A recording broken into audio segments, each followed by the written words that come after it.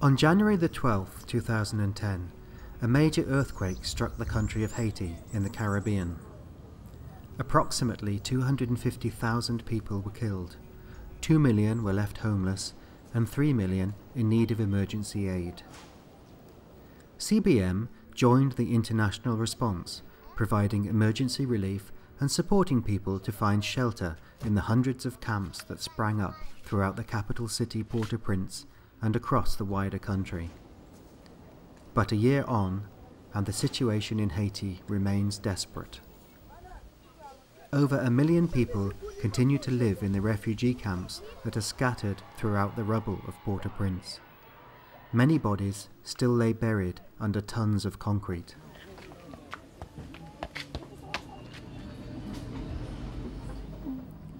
Rodinson was injured in the earthquake when his home collapsed. His foot was badly crushed and had to be amputated. Rodinson's father was killed. With their home destroyed, his mother found shelter for them in the back of a pickup truck, where they lived for 6 months. Eventually, his mother was able to buy a tent in one of the camps where they now live. The tent is shared by Rodinson, his mother, sister, 2 brothers, his grandmother, and an uncle. With CBM's support, Rodinson has recovered from his surgery, but he and his family continue to live in their tented home in the camp. Clean water is always in demand, and sanitation a constant problem. In November 2010, a cholera epidemic broke out in Haiti, killing hundreds of people. Sebastian lost his right leg in the earthquake. He also lost his mother, who was killed. He now lives in a tent with his aunt and uncle, along with their 8 children. The camp grew up on land that used to be the city dump. It is swampy and humid, attracting lots of insects and rats. Walking around the camps here, there are clearly very important physical needs: shelter, water, food, clothing. But there's also huge psychological need.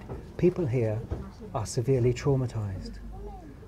Sebastian, who I met earlier, lay underneath rubble for 3 days, waiting to be rescued, and lying next to him was his dead mother. In November 2010, Hurricane Thomas closed in on Haiti, threatening the flimsy tented camps with hurricane winds. The residents of the tented camps did their best to prepare their homes as the hurricane approached.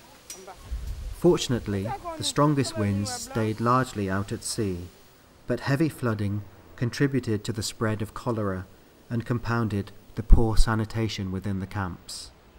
While many relief organizations have withdrawn from Haiti, CBM has remained, providing outreach medical support with a focus on the needs of people living with disability. A major difficulty is cleanliness and hygiene. People who have needed major medical surgery often leave hospital to go back to live in the refugee camps. Keeping wounds clean long enough to heal can be very difficult. Dorleen had her foot amputated as a result of injury, but when her wound became infected, she had to have a second amputation below her knee. Her wound is now infected again, with the real possibility of a further amputation being needed to prevent the spread of septicemia throughout her body. In Haiti today, there are over 1 million people living in these tented camps. When the tents were put up, they were supposed to be temporary accommodation for an emergency situation. But for more and more people, these tents have now become their permanent homes.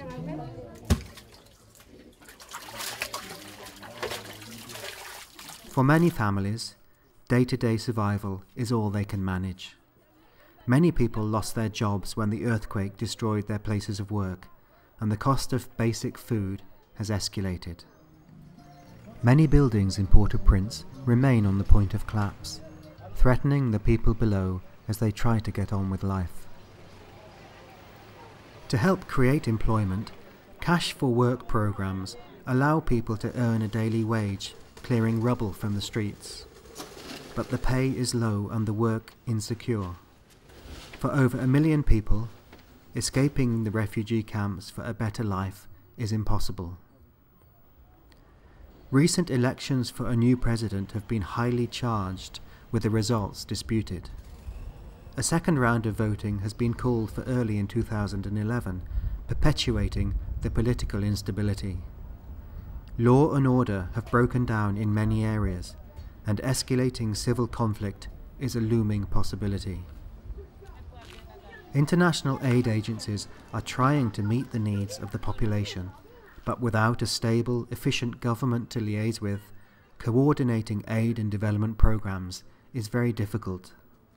But CBM is continuing its commitment to the people of Haiti, helping those with disability and their families to survive their immediate situation. Looking into the future for a better life remains a dream that many people cannot even think about.